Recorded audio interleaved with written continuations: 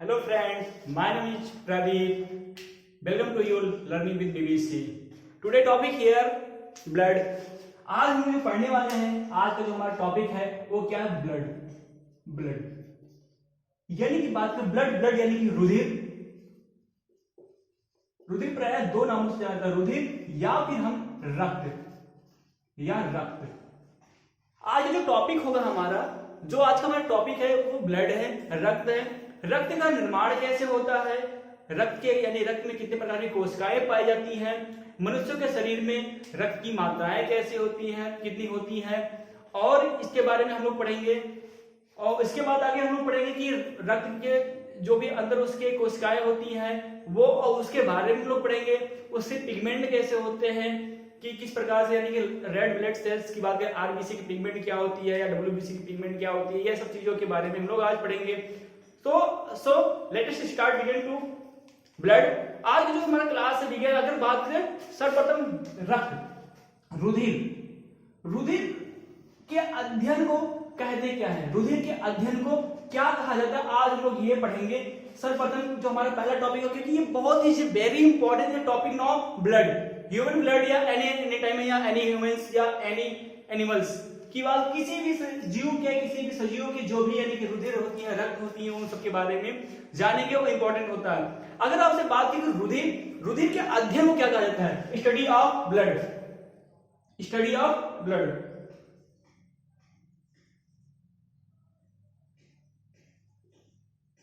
Study of blood यानी कि बात करें रुधिर के अध्ययन को क्या कहते हैं, रुधिर के अध्ययन को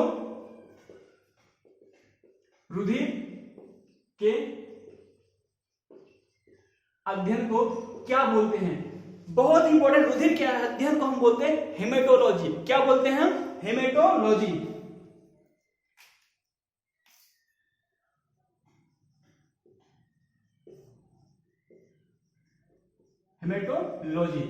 ये और इंग्लिश में भी इसी का नाम क्या होता है? हेमेटोलॉजी।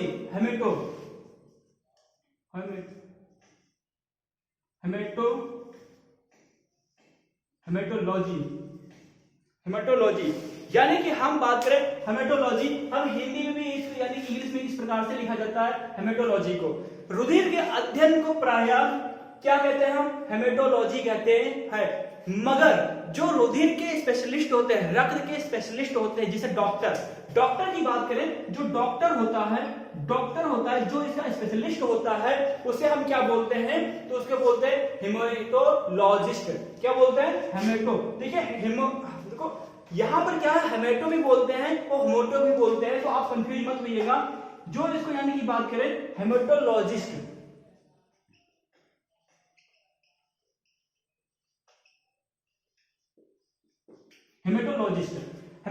या होमोटोलॉजिस्ट, चाहे हिमेटो को या होमोटो को या ए, तो इसकी बात करें हम हेमेटोलॉजिस्ट। डॉक्टर जो स्पेशलिस्ट होता है, जो स्पेशलिस्ट डॉक्टर होते हैं, कौन? जो रक्त के बारे में, यानी कि आपके किस प्रकार के आप में रक्त की कमी है, रक्त के शरीर में कमी है, या रक्त आपका खराब है, रक्त का जो भी चीजें हैं, तो आप किसके पास जाएंगे? डॉक्टर के पास जाएंगे ना। लेकिन किस डॉक्टर के पास जाएंगे? जो रक्त का स्पेशलिस्ट डॉक्टर होता है, ब्लड का स्पेशलिस्ट डॉक्टर होता है, उसके पास जाते हैं और उससे क्या बोलते हैं? जाते पर्चा कटवाते हैं, तो पर्चे में हम लोग क्या नाम दाखिल करवाते हैं कि सर हमें ब्लड के यानी कि रक्त के वाले डॉक्टर को दिखाना है। तो यानी जिस डॉक्टर को दिखाते स्पेशलिस्ट होता है, वो होता है क्या? हेमेटोलॉजिस्ट कहा जाता है। यानी कि हम अस्पताल में गए और हमने कहा कि please you maintain the my paper haematologist, यानी कि हमारे आप जो पेपर बनाइए वो क्या? हेमेटोलॉजिस्ट यानी रक्त के स्पेशलिस्ट के लिए बनाइए। ये होता है। अब रक्त किस प्रकार का कार्य करता है? रक्त प्रायः परिसंचरण अंग की तरह कार्य करता है। अब परिसंचरण अंग क्या होता है? यानी सर्कुलेटरी सिस्टम की तरह कार्य करता है। क्यों कार्य करता है अभी हम आपको बता दें क्यों। क्योंकि ये प्रायः ऑक्सीजन के साथ में मिलकर, ये ऑक्सीजन से हमारा ब्रेन है, ऊपर से लेकर नीचे तक ऊपर से लेकर हमारे पैर तक के सारे अंगों को जोड़ने का कार्य करता है, इसलिए हम ब्लड को परिसंचरण अंग भी कहते हैं। परिसंचरण अंग यानी सर्कुलेटरी सिस्टम या अंग, सर्कुलेटरी सिस्टम, परिसंचरण तंत्र। ये अंग इसे क्यों बोला गया? क्योंकि ये क्या करता है, सभी अंगों को आपस में जोड़ने का कार्य करता है। ब्रेन से लेकर हमारे ऊपर मस्तिष्क, सिर से लेकर नीचे पैर तक, फुट तक पूरा क्या करता है, ब्लड क्या करता है, रक्त प्रवाह करता है। पूरा ब्लड हमारे बॉडी में सभी अंगों में जाता है और एक दूसरे को कनेक्टिविटी करता है, इसीलिए हम प्रायः परिसंचरण अंग बोलते हैं किसे, रुधिर को। आप लिखेंगे blood circulatory system, blood circulatory system, blood circulatory system.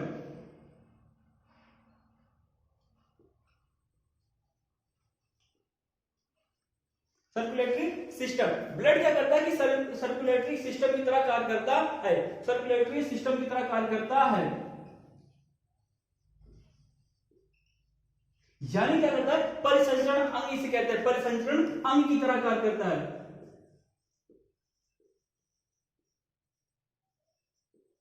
परिसंचरण अंग की तरह कार्य करता है। अब वेरी इंपॉर्टेंट टॉपिक, यानी कि ब्लड किस प्रकार से कार्य करता है, तो ये प्रायः परिसंचरण अंग की तरह, सर्कुलेटरी सिस्टम की तरह कार्य करता है। कौन करता है, तो ये करता है क्या, ब्लड करता है। क्यों? क्योंकि हमारे पूरे बॉडी के अंगों को ऐड यानी जोड़ने का कार्य, कनेक्टिविटी का कार्य करता है पूरे बॉडी। जैसे आपको हम बताते हैं, जैसे क्या हो गया कि ये आगे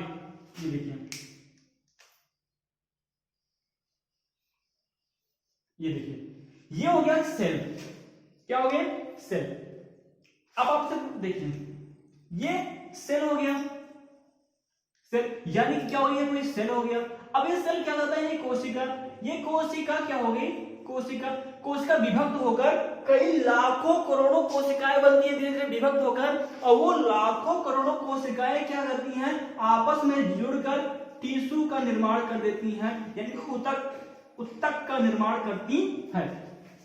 ये लाखों करोड़ों जो कोशिका होती है विभक्त होकर, डिवाइड होकर, विघटन होकर लाखों करोड़ों कोशिकाएं बना देती हैं, और ये लाखों करोड़ों कोशिकाएं फिर आपस में जुड़ जाती हैं, और वो प्राय टिश्यू में बदल देती हैं, तो टिश्यू में यानी उत्तक में बदल देती है। और ये लाखों करोड़ों, ये फिर लाखों जो उत्तक होते हैं आपस में जुड़कर ऑर्गन का निर्माण करती हैं, ऑर्गन्स का यानी कि अंगों का निर्माण करती हैं, अंग का निर्माण करती हैं। और ये फिर जो लाखों अंग थे आपस में जुड़कर, लाखों उत्तक थे आपस में जुड़कर अंग का निर्माण किए, और ये फिर क्या करेंगे, यही अंग आपस में जुड़कर एक ऑर्गन सिस्टम बना लेते हैं। क्या बना लेते हैं, ऑर्गन सिस्टम बना लेते हैं, ऑर्गन सिस्टम बना लेते हैं। और ये फिर ऑर्गन सिस्टम, ये पूरा जो ये ऑर्गन सिस्टम, और इस पूरे ऑर्गन सिस्टम को हम क्या बोलते हैं, बॉडी बोलते हैं। क्या बोलते हैं, बॉडी, यानी कि क्या, शरीर। ये क्या हो गया, अंग तंत्र, ये अंग तंत्र। यानी कि जो ब्लड है, देखिए ब्लड क्या हो गया, ये कोशिका है, कोशिका क्या हुई, ये लाखों कोशिकाएं विभक्त हुई, डिवाइड हुई और टिश्यू बनाए, यानी उत्तक बनाए, और ये लाखों करोड़ों जो उत्तक थे एक में कोशिका से इकट्ठी हो गई और वो उत्तक बना, और ये उत्तक फिर क्या करते हैं, विभक्त हो जाता है, और फिर विभक्त होकर क्या होता है, ये ऑर्गन्स बनाते हैं, और ये ऑर्गन धीरे धीरे क्या होते हैं, जुड़ जाते हैं, और जुड़ने के बाद में ये पूरी बॉडी स्ट्रक्चर तैयार करते हैं, जैसे हम लोग हैं। और ये क्या करते हैं, ये यहां से लेकर ये क्या करते हैं, ये पूरे यानी किससे निर्माण हो गया, तो सेल से, यानी बॉडी का निर्माण किससे, सेल से हुआ, यानी ये पूरा। अब इसमें जो कोशिकाएं थी उसमें भी रक्त थे, टिश्यू थे उसमें भी रक्त थे, ऑर्गन थे उसमें भी रक्त थे, बॉडी हुई पूरी बॉडी रक्त, यानी कि पूरा बॉडी क्या करता है, यानी ऑक्सीजन के साथ मिलकर, आपसे क्वेश्चन पूछा जाएगा, ये ऑक्सीजन के साथ मिलकर पूरा रक्त क्या करता है, रुधिर क्या करती है कि हमारे बॉडी में प्रवाह करता है, जोड़ता है, इसलिए हम परिसंचरण अंग के नाम से जानते हैं, यह कार्य करता है। तो आपसे पूछ सकता है कि ब्लड किस तरह कार्य करता है, तो ब्लड परिसंचरण अंग की तरह कार्य करता है। ठीक है, जैसे इसमें क्या हो गया, इसमें अनन्य प्रकार के बहुत सी चीजें पाई जाती हैं, जैसे क्या हो गया, इसमें प्रायः ऑक्सीजन पाया जाता है, कार्बन डाइऑक्साइड पाई जाती है, फिर इसमें क्या होता है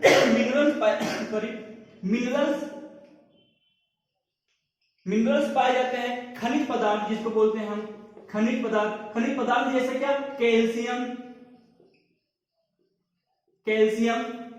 potassium, phosphorus, calcium, potassium, phosphorus, magnesium, carbon इत्यादि चीजें क्या है ये खनिज पदार्थों में आते हैं। फिर इसमें न्यूट्रिशन पाए जाते हैं, पोषक तत्व पाए जाते हैं। क्या पाए जाते हैं? पोषक तत्व भी पाए जाते हैं। पोषक तत्व को प्राय क्या बोलते हैं हम? तो न्यूट्रिएंट बोलते हैं। न्यूट्रिएंट पाए जाते हैं, न्यूट्रिएंट पाए जाते हैं। क्या पाए जाते हैं? तो न्यूट्रिएंट पाए जाते हैं। इसके साथ में न्यूट्रिएंट पाए जाते हैं। तो ये सब चीजें होती हैं। ऑक्सीजन भी पाए जाते हैं, CO2 भी पाए जाते हैं, फास्फोरस, कैल्शियम, पोटेशियम, ये सब चीजें यानी मिनरल्स पाए जाते हैं, यानी खनिज पदार्थ पाए जाते हैं। और इसके साथ में पोषक तत्वें पाई जाती हैं।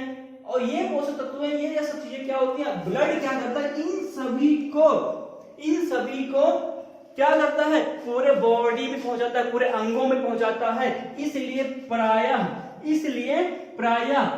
ब्लड को परिसंचरण तंत्र या परिसंचरण अंग का कार्य की तरह कार्य करता है।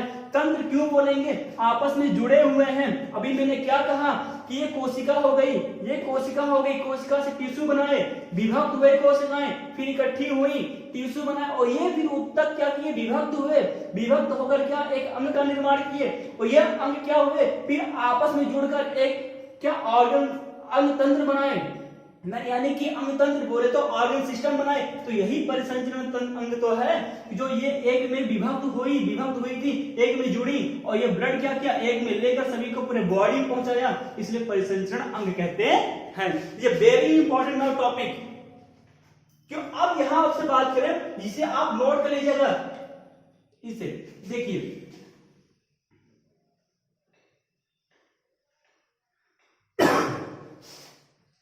अगर आपसे पूछा जाए कि मनुष्यों में या फिर मेल या फीमेल में शरीर में रुधिर की मात्राएं कितनी होती हैं, तो यहां लिखेंगे आप मेल,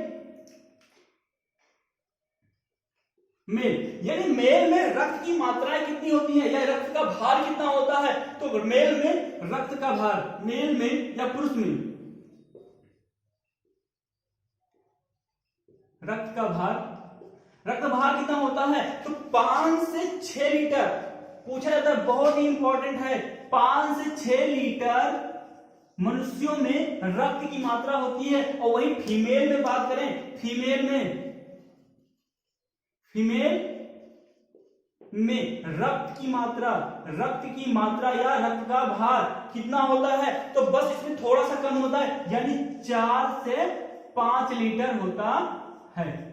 यानी कि मनुष्य में रक्त की मात्राएं कितनी होती हैं? तो मनुष्य में रक्त की मात्राएं प्रायः 5 से 6 लीटर होती है। और वही फीमेल में रक्त की मात्राएं कितनी होती हैं? वही फीमेल में रक्त की मात्राएं 4 से 5 लीटर होती हैं। अब इतना कम क्यों होती है? अब वो चीज और बता दें। इस पूरे रक्त में अगर बात करें कि ये पूरा कितना होना चाहिए रक्त, पूरे शरीर में हमारे पूरे शरीर में रक्त की मात्राएं कितनी होनी चाहिए? तो हमारे पूरे शरीर में शरीर के भार की, पूरे शरीर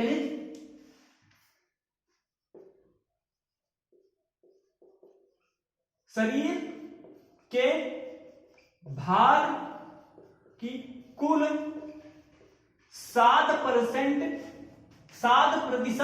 रक्त या रुधिर होना चाहिए।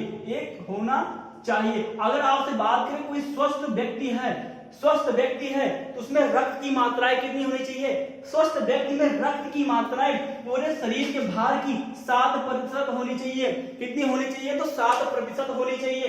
अब 7%, मान लीजिए कोई व्यक्ति 50 केजी का, 60 केजी का है, अब वो 60 केजी का है, अब उसका 7% निकाल लें, तो 7% निकाल लें तो 7 42, यानी कि अब ये 10 से भाग कर देंगे तो हो जाएगा 4.2 लीटर। ये तो इसका मतलब क्या? 4 से 5 लीटर होने चाहिए।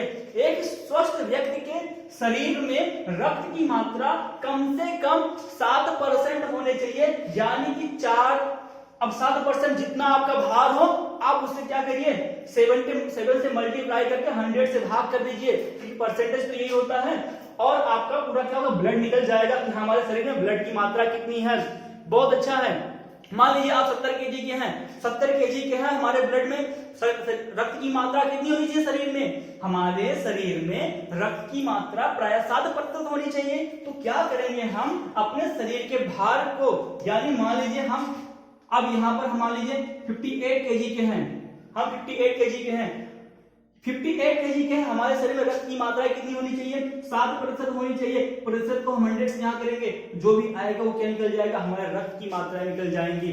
कैलकुलेशन करना बहुत आसान होता है, किसी व्यक्ति को पूछे तो ये चीजें, ठीक है। अगर आपसे बात की है, अब हम अभी देखेंगे अगला टॉपिक, यानी बहुत ही इंपॉर्टेंट भाई, लड़कियों में लड़कों में अधिक क्यों होता है और लड़कियों में कम क्यों होता है, ठीक है। यानी कि total body of quantity 7% now all body and red blood cells यानी आरबीसी, और जो भी आरबीसी प्लेटलेट्स हो गया, डब्ल्यूबीसी हो गया, सारी चीजें मिलाकर ये क्या हो गए, रक्त बनते हैं। पूरे चीजें बहुत ही इंपॉर्टेंट है, बहुत ही, यानी आप देखो क्यों ऐसा होता है, ऐसा क्यों होता है कि मनुष्यों में क्या होती है, रक्त की मात्रा अधिक होती है और फीमेल में यानी स्त्रियों में रक्त की मात्रा कम होती है। तो आपसे बात करें कि रक्त में 3 प्रकार की कोशिकाएं पाई जाती हैं, रक्त में प्राय 3 प्रकार की कोशिकाएं पाई जाती हैं। रक्त में देखो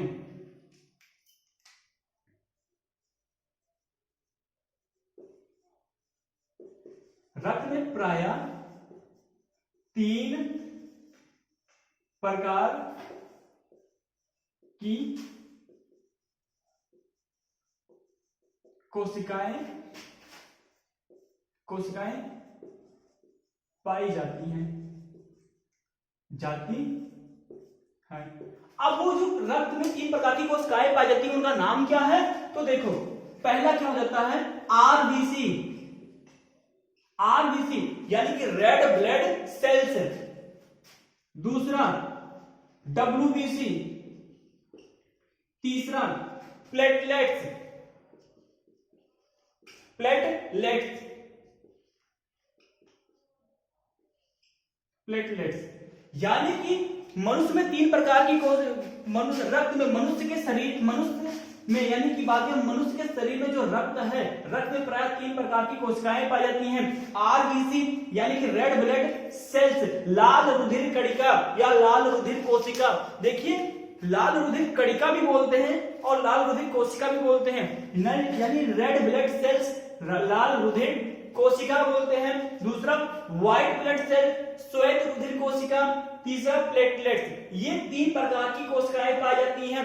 मनुष्य में सर्वाधिक अगर आपसे बात करें कि सबसे अधिक किस प्रकार, कितने सबसे अधिक कौन सा पाया जाता है, तो मनुष्यों के शरीर में सर्वाधिक आरबीसी पाई जाती है, आरबीसी पाई जाती है, लगभग ये मिलियंस में होते हैं, लगभग ये मिलियंस में होते हैं। लगभग आपसे बात करें 4 से 5 लाख प्रति मिलियन क्यूबिक होते हैं, यानी लाख करोड़ों में होते हैं। क्या होते हैं, जो आरबीसी होती है, आरबीसी की मात्रा हमारे शरीर में सर्वाधिक होती है। मनुष्यों के शरीर में, जीवों के शरीर में, मनुष्यों के शरीर में आरबीसी की मात्रा सबसे ज्यादा होती है और सबसे ज्यादा आरबीसी होता है लगभग कितना 4 से 5 लाख प्रति मिलियन क्यूबिक होता है। मिलियन क्यूबिक यानी करोड़ों में ये पाई जाती है, करोड़ों में होते हैं। लेकिन सेकंड आप कहेंगे सेकंड में डब्ल्यूबीसी, लेकिन नहीं,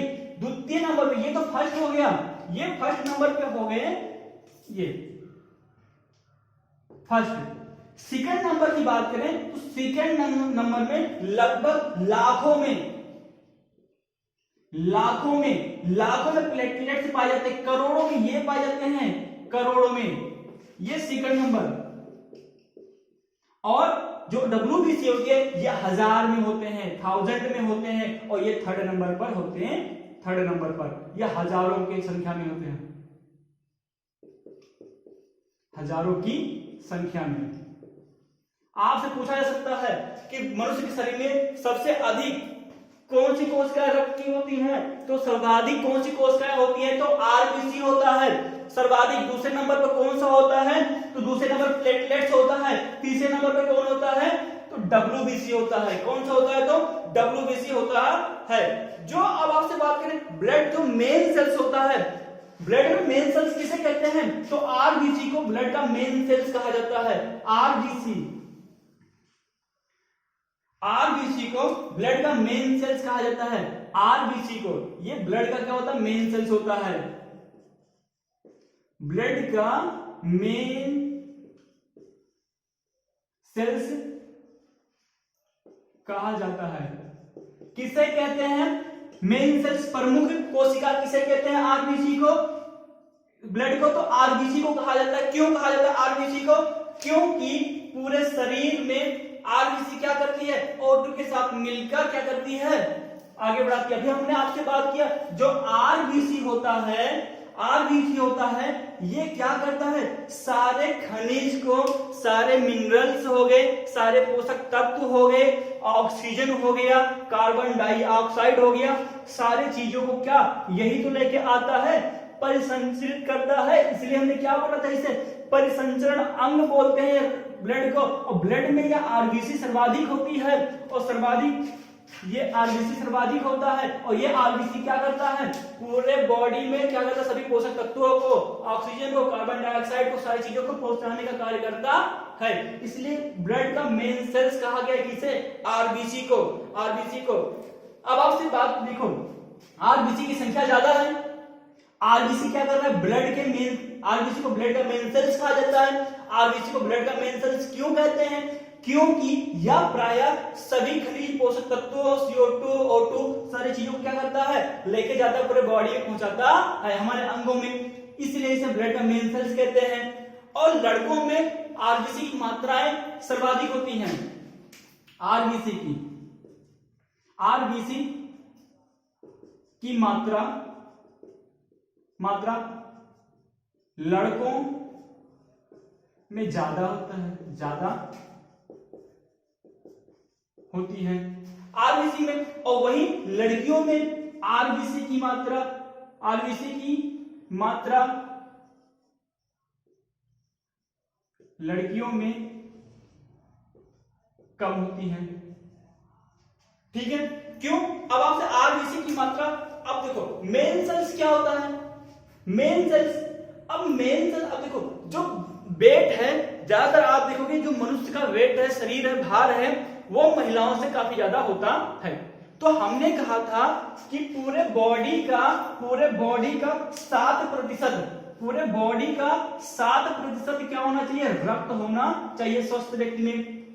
अब क्या होता है कि ज्यादातर आप अपवाद के रूप में नहीं कह सकते कि महिलाओं की जो वेट है कम होता है, लेकिन मैक्सिमम क्या होता है कि मनुष्य का वेट महिलाओं की अपेक्षा ज्यादा होता है, वजन भार ज्यादा होता है मेल का।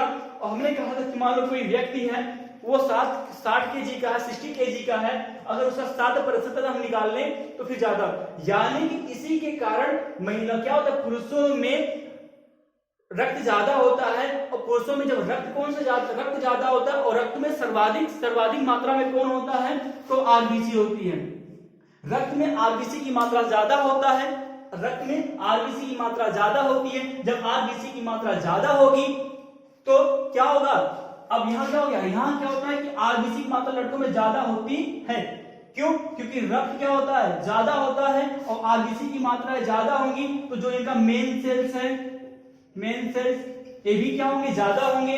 और जब इनका यानी सब चीजें ज्यादा होगा तो ये क्या होंगे? इनमें रक्त की मात्रा भी ज्यादा होगी। लड़कियों में आरबीसी की मात्रा कम क्यों होती है? क्योंकि इसमें क्या होता है? रक्त की मात्रा कम होती है। इनमें मेन सेल्स क्या होते हैं? कम होते हैं। मेन सेल्स कम होते हैं। और जब मेन सेल्स कम होंगे तो क्या होगी? रक्त की प्रवाह भी कम होगा, इनका भार क्या होगा? ज्यादा कम होगा, इनकी विकास क्या होगी? कम होगी। और जब इनकी विकास कम होगा, मेन सेल्स कम होगा, आरबीसी कम होगी। जब आरबीसी कम होगा तो क्या? रक्त भी कम होगी। समझ गए? आरबीसी की मात्रा ज्यादा तो रेड ब्लड क्या होगा? रक्त ज्यादा, आरबीसी की मात्रा कम तो रक्त कम, जहां आरबीसी की मात्रा ज्यादा वहां रक्त की मात्रा ज्यादा, जहां आरबीसी की मात्रा कम वहां रक्त की मात्रा कम। आरबीसी की मात्रा क्यों ज्यादा? क्योंकि ब्लड में सर्वाधिक यानी कि पूरे बॉडी में भार की मात्रा 7%। अब जब किसी बॉडी में 7% निकालेंगे उसमें आरबीसी की मात्रा ज्यादा हो जाती है। तो इस प्रकार से महिलाओं में क्या होता है, इस प्रकार से महिलाओं में क्या होता है कि आरबीसी की मात्रा क्या होती है, कम होती है, इसलिए रक्त भी क्या होता है, कम होता है। बहुत ही इंपॉर्टेंट है, बहुत ही इंपॉर्टेंट है। अब इसका आप नोट कर लीजिए। इसकी यानी कि बात करेंगे अब कि रक्त को किस हम रक्त की मात्रा यानी ब्लड इज ऑफ मेजरमेंट, हम रक्त को किस यंत्र से मापते हैं, बहुत ही इंपॉर्टेंट होता है यह है। इसके आप नोट करिए।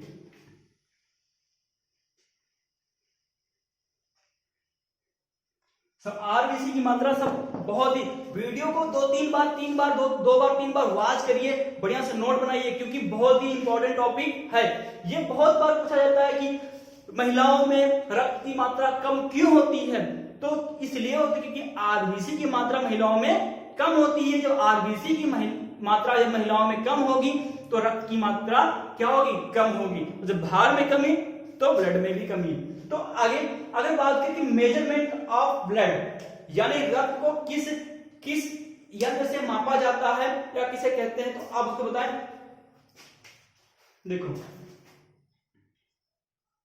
रक्त को प्रायः किससे हम मापते हैं, तो बात करते हैं हेमेटोसाइटोमीटर, होमोसाइटोमीटर।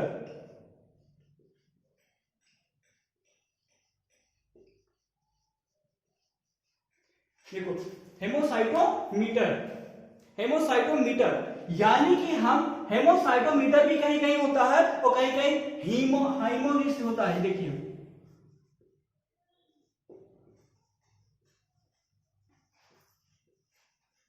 कंफ्यूज मत होइएगा, कहीं कहीं आपको हेमोसाइटोमीटर भी मिलेगा और कहीं कहीं आपको हाइमोसाइटोमीटर मिलेगा। तो आप कंफ्यूज मत होइए, क्योंकि ये किसी एग्जाम में ये पूछ लिया जाता है, किसी एग्जाम में ये कहीं भी, यानी यस यहाँ दो चीजें कंफ्यूजन है, यहाँ ए और यहाँ आई, बस दो चीजें। यानी कि मेजरमेंट इज ब्लड, रक्त को किस यंत्र से मापते हैं, तो हम किसी यंत्र से मापते हैं, तो हेमेटोसाइटोमीटर यंत्र से मापते हैं कि ब्लड की मात्रा कितनी है या कितनी नहीं है, ये नापी जाती है। और बहुत ही उम्दा क्वेश्चन। अब आपसे ये बताइए कि आरबीसी की जो आरबीसी होता है यानी वो किस कलर का होता है, रक्त किस कलर के होते हैं प्रायः, तो प्रायः रक्त देखा होगा कि लाल कलर के होते हैं। क्यों? अब ये भी देखते हैं, जो रुधिर या रक्त है, रुधिर या रक्त है, रक्त का जो रंग है का, रुधिर या रक्त का रंग प्राय कैसा होता है, रंग कैसा होता है, तो लाल होता है। क्या होता है? लाल होता है। अब क्यों होता है, अब ये देखिए, लाल रंग होता है, लाल रंग होता है। क्यों होता है लाल रंग? क्योंकि इसमें हेमोग्लोबिन की मात्रा सर्वाधिक होती है। क्यों होता है? हेमोग्लोबिन की मात्रा सर्वाधिक होती है। अब देखिए, जब आरबीसी जो है, आरबीसी की मात्रा क्या है, सबसे ज्यादा है, और आरबीसी में क्या होती है, हीमोग्लोबिन।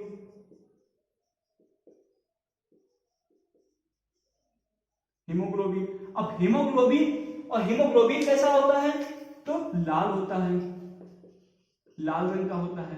अब कैसे ये हीमोग्लोबिन कैसे लाल रंग कैसे हो गया, तो दो चीजें हैं हेमोग्लोबिन में। देखिए, हेमोग्लोबिन अब हेमोग्लोबिन एक किस पिगमेंट के कारण होता है, तो रेड पिगमेंट के कारण होता है। दो भी चीजें हैं, पिगमेंट, हमने आपसे पहले ही बात किया था पिगमेंट कि जो पिगमेंट होता है वो होता है क्या है, पिगमेंट। तो देखिए भैया, ये चीज है, यानी कि देखो, रुधिर का जो रंग होता है प्राय लाल होता है। लाल क्यों होता है? क्योंकि रुधिर में सर्वाधिक मात्रा किसकी होती है, तो आरबीसी की होती है, और आरबीसी में ही सर्वाधिक क्या होता है, हीमोग्लोबिन पाया जाता है। हीमोग्लोबिन क्या होता है कि लाल रक्त का होता है। अब यहां होता है क्या, देखिए, हेमो मतलब क्या होता है, ये दो चीजें, हेमो मतलब क्या होता है, आयरन क्या था, आयरन कंपोनेंट में पाए जाते हैं, कंपाउंड में पाए जाते हैं,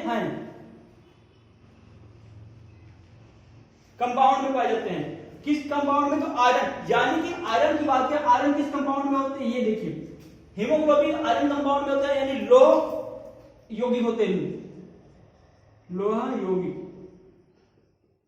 या लोह यौगिक। आयरन हो गया लो यौगिक, यानी हेमो मतलब क्या हो गया? हेमो की मात्रा क्या हो गई? ये क्या हो गया? आयरन कंपाउंड में होते हैं। और वहीं आपसे बात करें कि ग्लोबिन क्या होता है? जो ग्लोबिन क्या होती है? प्रोटीन होता है। और प्रोटीन ये किस प्रकार का होता है? तो ये प्रोटीन ये लाल होता है। क्या होता है? लाल होता है प्रोटीन। जो प्रोटीन है ये प्रोटीन किस कलर का होता है? तो ये लाल रंग का होता है। इसका रंग कैसा होता है? इसका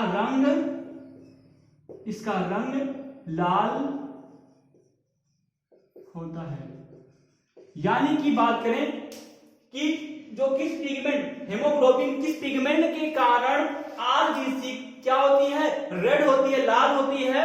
तो किस पिगमेंट के कारण? तो हेमोग्लोबिन पिगमेंट के कारण। हीमोग्लोबिन प्राय दो शब्दों यानी दो चीजें हैं। हेमो का अर्थ होता है लो, यानी आयरन कंपाउंड होते हैं, लो यौगिक होते हैं। और वही जो ग्लोबिन है, ग्लोबिन प्राय किसमें होते हैं? किस कंपाउंड में होते हैं? तो प्रोटीन कंपाउंड में होते हैं। और इसका रंग कैसा होता है? तो लाल होता है। इसका रंग कैसा होता है? तो लाल होता है। ये चीज है हेमोग्लोबिन किस पिगमेंट के कारण? तो हेमोग्लोबिन पिगमेंट के कारण। हेमोग्लोबिन क्या है? हेमो का अर्थ होता है यानी लोह यौगिक, आयरन कंपाउंड में Fe की मात्रा। और प्रोटीन कौन होता है? तो जो ये ग्लोबिन है, ये ग्लोबिन प्रोटीन है। और ये प्रोटीन कैसा है? तो लाल रंग का है। इसलिए आरबीसी का कलर कैसा होता है? तो लाल कलर होता है। और जब आरबीसी लाल होता है तो पूरे रक्त में किस प्रकार का रक्त होगा हमारे पूरे शरीर में? तो लाल ही होगा। समझ गए? आरबीसी की मात्रा ज्यादा तो हीमोग्लोबिन की मात्रा ज्यादा। जब हीमोग्लोबिन की मात्रा ज्यादा तो कैसा रंग हो जाएगा? लाल हो जाएगा। जब लाल रंग हो गया तो फिर पूरे बॉडी में जो रक्त की क्रिया हो गई, रंग हो गया, कैसा हो गया? लाल हो गया। दो चीजें और हैं इसमें आपसे बात करें कि जो अब देखो यहां पर ये तो हमारे पूरे बॉडी की हो गई, लेकिन दो चीजें कॉकरोच के बारे में बताते हैं आपको। कॉकरोच में प्राय क्या होता है कि कॉकरोच में प्राय जो यानी कि ये चीजें होती है भी कि कॉकरोच का जो रेड होता है कैसा होता है? व्हाइट होता है ना। देखो इसको आप नोट करिए। देखिए कॉकरोच का जो रंग होता है वो कैसा होता है? व्हाइट होता है, यानी सफेद होता है। सफेद। लेकिन अब किस पिगमेंट के कारण ये सफेद होता है? तो देखिए ये किस पिगमेंट के कारण क्या होता है? सफेद होता है। यहां बात होती है व्हाइट पिगमेंट। किस पिगमेंट के कारण ये सफेद होता है? तो क्या होता है? हेमेटोलिम्फ होता है। हेमेटोलिम्फ या हेमोलिम्फ के कारण ही क्या होता है? इनके जो ये रक्त होता है सफेद होता है। होमोलिम्फ या हेमोलिम्फ या होमोलिम्फ की बात करें, हेमोलिम्फ इसको पूरा लिख देते पहले हम तो आपको समझाते हैं। हेमोलिम्फ चाहे वो होमोलिम्फ बोलिए या हाइमोलिम्फ बोलिए, क्योंकि इसमें बहुत ही हेमोलिम्फ पिगमेंट के कारण क्या होता है कि कॉकरोच का जो रंग होता है प्राय क्या होता है? सफेद होता है। यहां जो लिम्फ जो प्रोटीन है, लिम्फ जो क्या है? प्रोटीन है। देखिए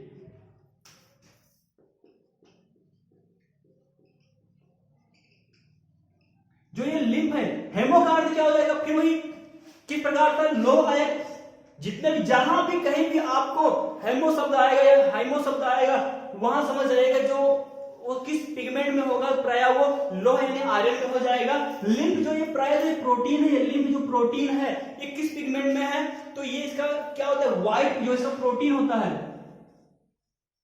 प्रोटीन या व्हाइट होता है। व्हाइट मतलब तो सफेद। और जब इसका प्रोटीन क्या होता है? सफेद होता है। हमने क्या बोला था? जो हीमोग्लोबिन है, हीमोग्लोबिन में जो ग्लोबिन प्रोटीन है कैसा होता है? तो ये क्या होता है? लाल होता है, रेड होता है। इसलिए क्या ये रेड होता है। और हेमोग्लोबिन यानी कि जो हेमोलिम्फ है, इसमें कॉकरोच में हेमोलिम्फ पिगमेंट पाई जाती है। हीमोलिम्फ। हीमो का अर्थ हो जाएगा आयरन ऑक्साइड और लिम्फ मतलब जो इसकी प्रोटीन है किस कलर में है, तो ये सफेद कलर में है। तो कॉकरोच का प्राय जो रक्त होता है व्हाइट होता है, किस पिगमेंट के कारण, तो हीमोलिम्फ पिगमेंट के कारण। लिम्फ यानी कि जो प्रोटीन होती है किसमें होती है, किस पिगमेंट, तो सफेद होती है, व्हाइट होती है। फिर यहाँ पर एक ऑक्टोपस, ऑक्टोपस आपने देखा होगा, पढ़ा होगा। ऑक्टोपस, ऑक्टोपस, ऑक्टोपस का रंग कैसा होता है, इसका भी कलर क्या होता है, कलर क्या होता है, इसका भी कलर क्या होता है, नीला होता है, नीला बिल्कुल होता है। यानी इसका कलर कैसा होता है, नीला होता है। क्यों, क्योंकि यहां भी क्या है, साइनिन। हेमोसाइनिन के कारण क्या होता है, साइनिन जो पिगमेंट है किस पिगमेंट के कारण है, किस पिगमेंट के कारण, किस पिगमेंट के कारण इसका रक्त नीला होता है, किसका, ऑक्टोपस का। तो यहां पर क्या है, दो देखिए, हीमोसाइनिन के कारण,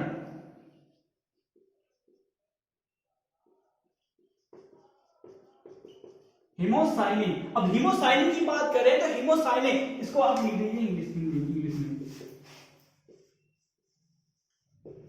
हीमोसाइनिन, हीमोसाइनिन। फिर यहाँ हेमो या हीमो, जो हेमो या हीमो की बात करें, ये किस में है, किस फॉर्म में है, तो ये आयरन फॉर्म में है, लो एसिड फॉर्म में है। लेकिन जो साइनिन जो प्रोटीन है, ये प्रोटीन, ये प्राय प्रोटीन होते हैं लास्ट में जो है, ये प्रोटीन, ये किस पिगमेंट, ये किस में है, तो किस कलर में है, तो ये नीला, नीला रंग, नीला रंग। यानी जो पिगमेंट है किस पिगमेंट के कारण, तो हेमोसाइनिन पिगमेंट के कारण। जो इसमें साइनिन है, जो साइनिन प्रोटीन है, वो किस, इसका रंग कैसा है, तो नीला है। कैसा रंग है, तो नीला है। तो इसलिए ये प्राय जो ऑक्टोपस हो गया, ऑक्टोपस का जो कलर हो गया प्राय नीला होता है। क्यों होता है, तो होमोसाइनिन, साइनिन जो प्रोटीन होती है किस कलर में, किस फॉर्म में होती है, तो नीला यानी विलेट फॉर्म में होती है। ये चीजें थी पूरा, बहुत ही इजी, वेरी इंपॉर्टेंट। अब आपसे एक चीज और यहां बात करते हैं, उसके बाद देखिए यहां पर आपसे पूछा है कि मानव रक्त का पीएच मान क्या होता है,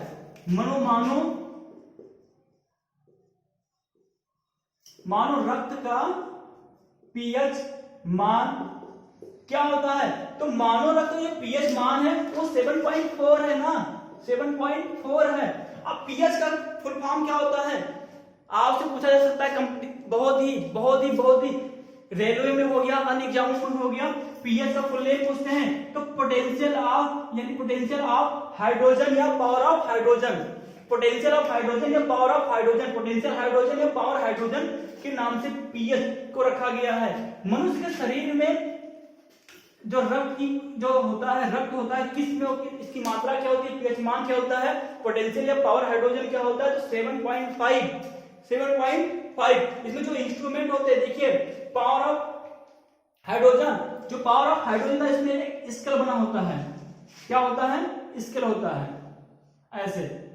ये जो पावर ऑफ हाइड्रोजन हो गया, पीएच हो गया, ये इसका जो स्केल होता है वो 0 से 14 तक के अंक में दर्शाया जाता है, 14 तक के अंक में दर्शाया जाता है। ये जो 0 से लेकर 7 तक है, ये 7 तक, ये प्राय एसिड में होते हैं, एसिड यानी कि अम्लीय होते हैं, क्या होते हैं, अम्लीय होते हैं। और इसमें फिर क्या होते हैं, 7 की बात में क्या हो जाता है, ये बेसिक हो जाता है, क्या हो जाता है, बेसिक, बेसिक बोले तो क्षारीय।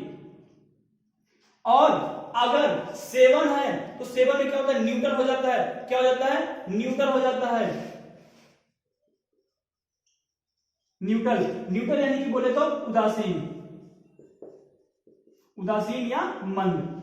यानी कि जो इसका मेजरमेंट है रक्त का, यानी कि potential of hydrogen, power of hydrogen, ये स्केल बनाया गया 0 to 14 अंक में इसकी दर्शाई गई है। 0 से लेकर 7 तक अगर रहेगा बीच में तो एसिडिक हो जाएगा, अम्लीय हो जाएगा। और 7 से अगर 14 तक जाएगा तो क्षारीय हो जाएगा। अगर 7 रह गया तो ये उदासीन है, न्यूट्रल कहलाएगा।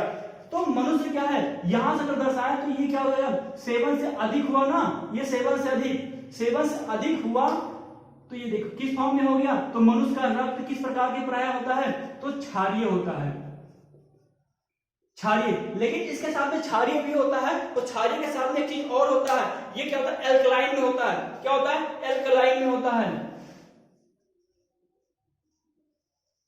एल्कलाइन, एल्कलाइन क्या होता है, जो एल्कलाइन होता है, जो यानी कि बात करें ऐसा चीज या ऐसा चीज जो भी है, जो पानी के अंदर क्या हो, घुला हो, यानी कि जो भी चीज, यानी जो सर्वाधिक कोई भी चीज हो जो पानी के अंदर क्या हो, घुल जाता हो, उसे एल्कलाइन बोलते हैं या एल्काइन बोलते हैं। कोई भी चीज, कोई भी फॉर्म, कोई भी चीज अगर वो पानी में पूर्ण रूप से घुल जाता है, घुलनशील है, अगर वो घुलनशील है, पानी क्या है, घुलनशील है, कोई भी चीज हो गया पानी में अगर पूर्ण रूप से घुल जाता है तो उसे हम एल्कलाइन बोलते हैं। तो मनुष्य का रक्त कैसा होता है, क्षारीय प्लस एल्कलाइन में होता है, एल्कलाइन माध्यम से होता है। क्षारीय क्यों, क्योंकि 7.4 है।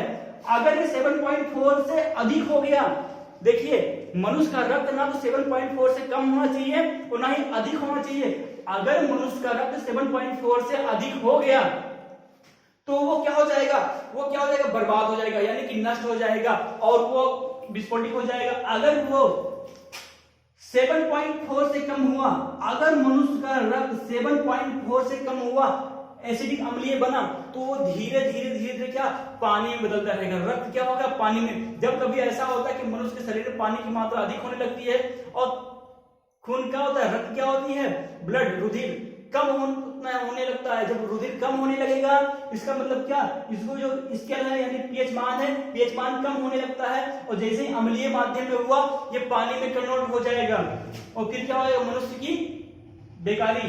और अगर 7.4 से अधिक हुआ तो वहां क्षारीय हो गया, तो क्षारीय हो गया तो वहां भी नुकसान। इसलिए मनुष्य के शरीर में 7.4 ही पीएच मान होना चाहिए, ना कम तो और ना ही ज्यादा। ये चीजें हैं। अब हम देखिए आज की क्लास इतने ही रहेगा। अगली क्लास में पढ़ेंगे हम ब्लड फॉर्मेशन, यानी रक्त का निर्माण कहाँ होता है, कैसे होता है और क्यों होता है, ये सब चीजें। आज की क्लास बस इतने ही।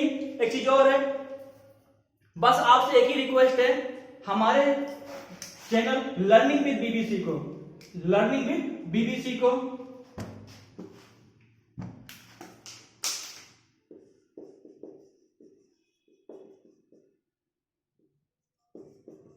Learning with